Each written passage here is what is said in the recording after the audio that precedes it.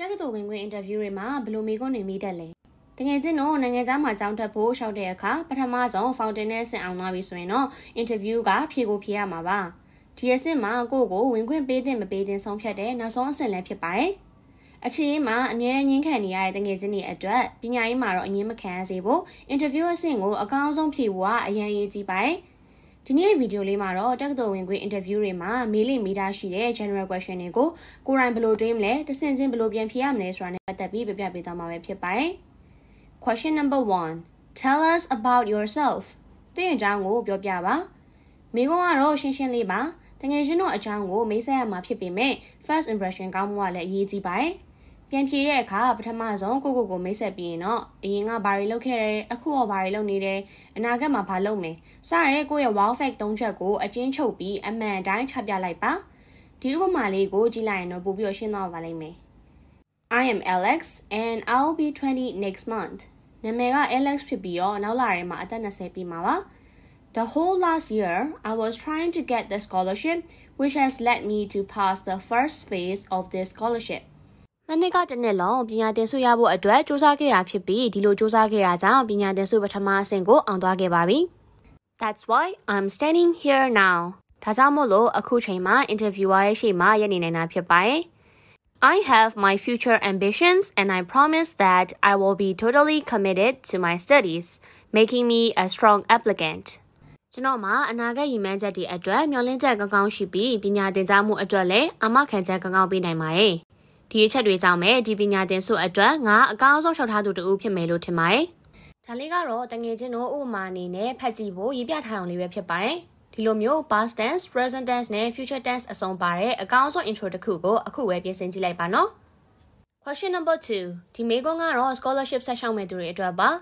Why do you deserve this scholarship? သင်ကဒီပညာသင်ဆုနဲ့ဘာကြောင့်ထိုက်တန်တာလဲ။ဒီအဖြစ်အတွက်ကိုယ့်ဘက်က100%စစ်မှန်နေဖို့လိုပြီးတော့အကြောင်းပြချက်ကလည်းကိုယူထားတဲ့မေဂျာနဲ့အနေအချင်းတော့သက်ဆိုင်ရပါမယ်။ Strong academic record, any achievement, extracurricular activity စတဲ့၃ချက်ကိုတစ်ခုချင်းဖြေလို့ရတဲ့အပြင်၃ခုလုံးကိုတစ်ခါတည်းပြောလဲရပါတယ်။ဒါအပြင်ကို fountain တော့ရေးထားတဲ့ personal statement နဲ့ facts တွေကိုပြန်ထုတ်ပြောနိုင်ရင်တော့အကောင်းဆုံးပါပဲ။ကိုကဘာလို့တင်တော်ကြောင့်ပြောပြီးပြီဆိုရင်တော့ This scholarship would greatly assist me in achieving my educational and my career goals ဒီပညာသင်ဆုကငါရဲ့ပညာရေးနဲ့အိမ်မက်ပန်းတိုင်းတွေကိုအောင်မြင်အောင်ကူညီပေးပါလိမ့်မယ်ဆိုပြီးတော့လပလေးဆုံးသက်လို့ရပါတယ် Question number 3 Why did you choose this university ဒီတက္ကသိုလ်ကိုဘာကြောင့်ရွေးချယ်ရတာလဲ Why did you choose this major ဒီ major ကိုဘာလို့ရွေးချယ်ရတာလဲ What did you plan after the graduation ဘွဲရပြီးရင်ဘာလုပ်မယ်လို့စီစဉ်ထားလဲကျောင်းနဲ့သက်ဆိုင်ပြီးခဏမေးလေးရှိရဲ့မေးခွန်း၃ခုပါဒီမေးခွန်း၃ခုကိုဖြေဖို့အတွက်ကိုတက်မဲ့ကျောင်းတေချာလေး research လုပ်ထားဖို့တော့လိုပါလိမ့်မယ်ကျောင်းနဲ့ကိုရွေးချယ်ထားတဲ့ major ရဲ့ wow facts ၃ခုစီထုတ်ပြီးတော့အသေးစိတ်ပြန်ဖြေပြပေးလိုက်ပါ After graduation အတွက်မေးခွန်းကတော့ community ကိုဘယ်လိုအကျိုးပြုသွားမလဲဆိုတဲ့အကြောင်းအရာကိုအဓိကထားပြီးကိုယ့်ရဲ့အိမ်မက်တွေကိုစိတ်ကြိုက်ချဲ့ထွင်ပြောရင်အဆင်ပြေမှာဖြစ်ပါတယ် Question number 4 What are your strengths and weaknesses သင်ရဲ့အားသာချက်နဲ့အားနည်းချက်တွေကဘာတွေလဲ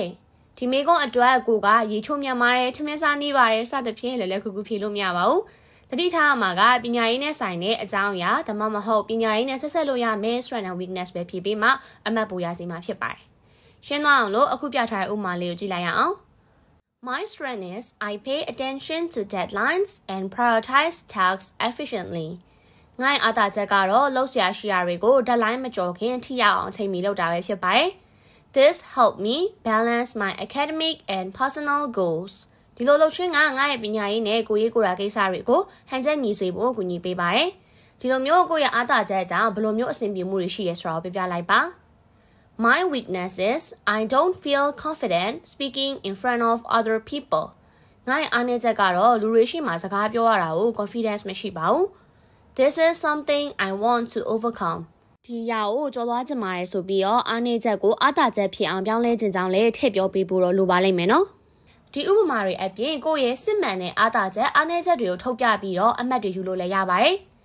ကဲဒါဆိုရင်တော့တက္ကသိုလ်ဝင်ခွင့် interview တွေမှာရေပုံရမေးလိမေးတာရှိရဲ့မေးခွန်းတွေကိုဒီနေ့ဗီဒီယိုလေးမှာပြပြသွားတာပဲဖြစ်ပါတယ်လက်တွေ့မှာမေးခွန်းတွေတပုံစံနဲ့မတူခဲ့ရင်တော့မှဒီနေ့ဗီဒီယိုလေးရဲ့မှာပါတဲ့မေးခွန်းတွေနဲ့အထိပ္ပယ်တူတာတွေရွေချက်တူတာတွေကိုပဲမေးလေးရှိပါတယ် ဒါပေမဲ့တက္ကသိုလ်ဝင်ခွင့်ရဖို့ဆိုရင်ကိုဘက်ကသူတို့ပြောထားတဲ့ requirements တွေနဲ့လည်းကိုက်ညီနေဖို့ကအရေးကြီးပါတယ်။တကယ်ချင်းတော့အတွက်ဒီဗီဒီယိုလေးကအသုံးဝင်ခဲ့မယ်ဆိုရင်တော့ဗီဒီယိုလေးကို like လုပ်ပြီး channel လေးကို subscribe လုပ်ခဲ့ဖို့လည်းမမေ့ပါနဲ့နော်။နောက်ထပ်လာမယ့်ဗီဒီယိုတွေမှာလည်းပြန်လည်ဆုံတွေ့ကြပါရစေ။ See you all again in the next video. Bye bye everyone.